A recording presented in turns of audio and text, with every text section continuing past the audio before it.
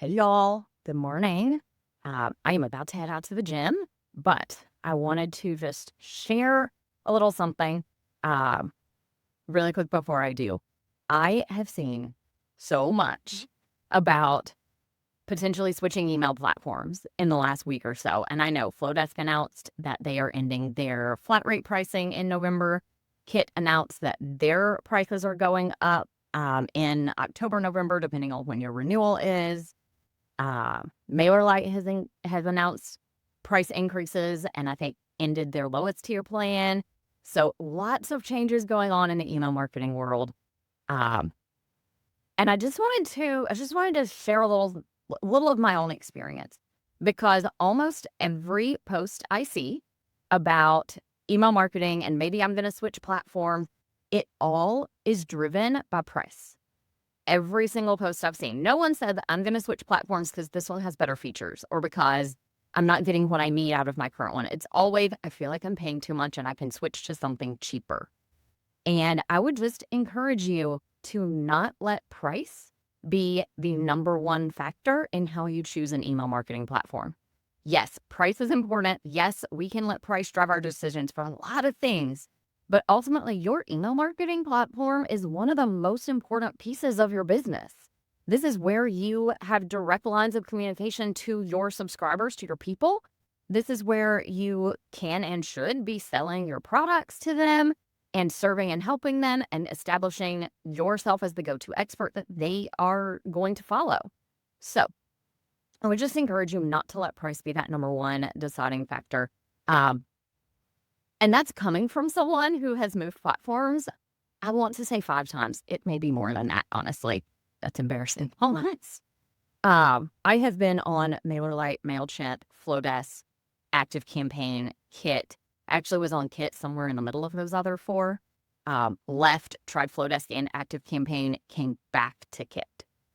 And Kit may not be perfect for everyone. I love it. I know a lot of people do. I will share the reasons I love it are it's hands down, they have some of the best deliverability out there.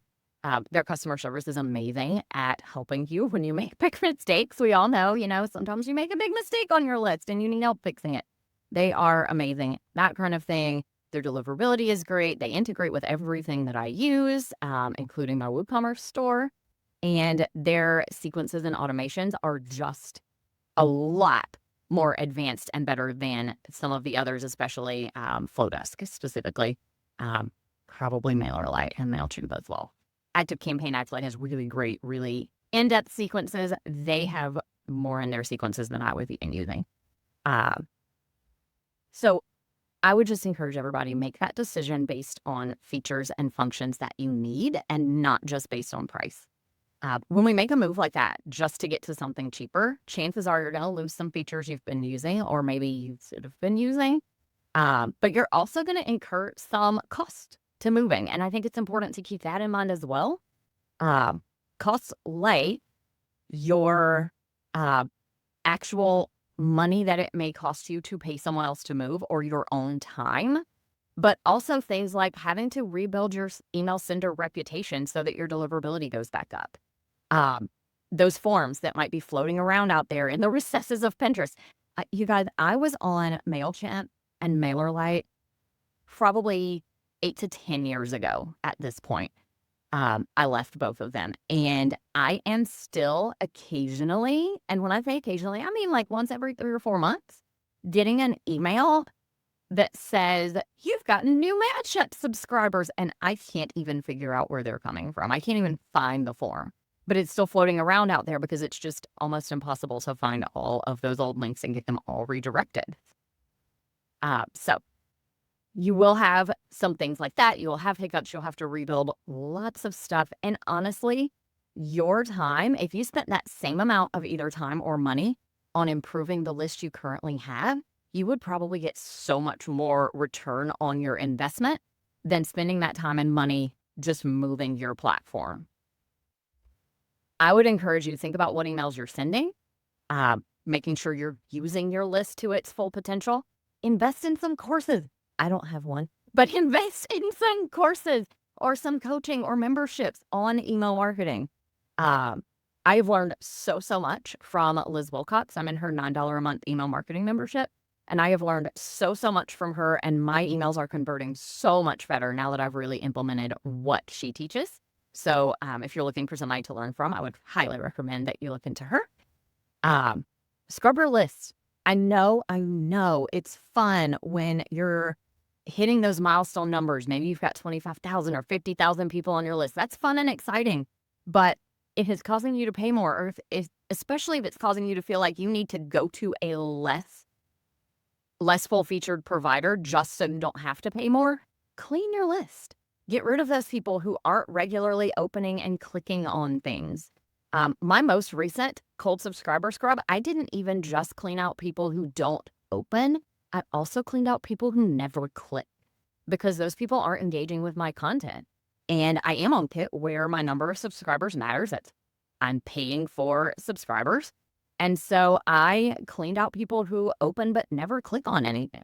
And I didn't just delete them. I sent them the cold subscriber emails to see if they wanted to stay on my list. So the people who were like, oh, I really do want to be on your list, they get to stay. But people who just aren't clicking things, I got rid of. And that also helps get rid of those people whose maybe their school or their office email filters are opening the emails, but they aren't actually looking at them. That helps you get rid of those people as well. So highly recommend clean your cold subscribers on a regular basis. I actually have an email automation in Kit that does that for me. Every single subscriber goes through every 90 days and gets checked. Has this subscriber opened an email in the last 90 days? If they have, they stay on the list. If they haven't, they get cleaned out.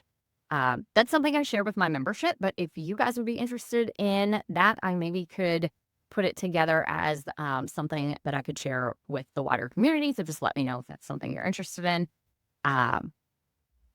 Clean your cold subscribers. Look at what you're emailing. If you're just sending out a newsletter that doesn't really connect with people, engage them, and point to your products, then reevaluate what you're sending and spend the time that you would have spent moving platforms on making your email marketing better. Because if you just move platforms and you're still doing the same stuff that wasn't converting on Kit or MailerLite or whoever, then you're going to get the same not so great results from your email marketing on a new platform. And you're spending this time and energy moving, and you have to rebuild your sender reputation. And maybe you're losing out on features and things as well. So that is just my my thoughts this morning as I'm thinking through looking at lots of people's Facebook posts and things, trying to figure out what they're going to do. I have made the mistake of moving. I have moved for good reasons, but I've also made the mistake of moving when I shouldn't have. And so I just wanted to share my thoughts and kind of where I am on that. If you have questions about any of it, if you would like that cold subscriber automation, anything like that, just reach out and let me know. I'm happy to check with you.